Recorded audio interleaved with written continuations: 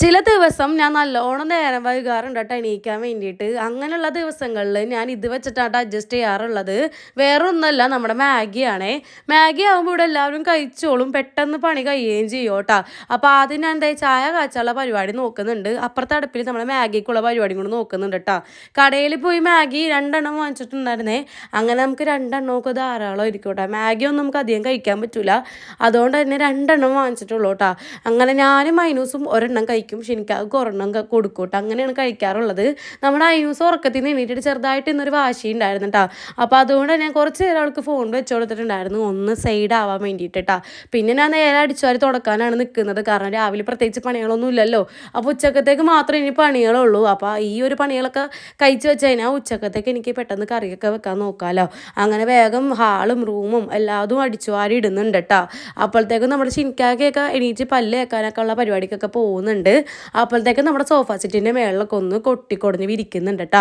ഇക്കാക്കയും മൈനൂസും എന്തെങ്കിലും സിനിമ കാണാൻ എന്തെങ്കിലും TV കാണാൻ ഇരുന്ന് കഴിഞ്ഞാൽ അവിടുത്തെ കാര്യം പിന്നെ പറയണ്ട കേട്ടോ, അലമ്പാക്കി ഇടും. അങ്ങനെ അതെല്ലാം ഒതുക്കിയിട്ടതിന് ശേഷം നമ്മുടെ മാഗി ഒന്ന് ചെറുതായിട്ടൊന്ന് ഇളക്കി കൊടുക്കുകയാണ് കേട്ടോ, അല്ലെങ്കിൽ അടി പിടിക്കും. അങ്ങനെ ചെറുതായിട്ടൊന്ന് ഇളക്കി കൊടുക്കുന്നുണ്ട്. അപ്പോൾ ഒരു ഹാഫ് കുക്ക് ആയിട്ടുണ്ടായിരുന്നു കേട്ടോ മാഗി. എനിക്കാണെങ്കിൽ കുറച്ച് വെള്ളത്തോടെ കഴിക്കാനായിട്ട് ഇഷ്ടം, കാരണം ഇത് ചൂടാറി കഴിയുമ്പോൾ ഭയങ്കരമായിട്ട് കട്ട പിടിക്കൂട്ട. പിന്നെ ചിനിക്കാക്ക് ഇന്ന് പാൽ ചായ വേണ്ടാന്ന് പറഞ്ഞു, അതുകൊണ്ട് തന്നെ കട്ടൻ ചായ ഏട്ടക്കാക്ക് വെക്കുന്നത്. അപ്പോൾ ഞാനാണെന്നുണ്ടെങ്കിൽ അറിയാണ്ട് ഫുള്ള് പാലും അതിലോട്ട് ഒഴിച്ചിട്ടുണ്ടായിരുന്നു കേട്ടോ.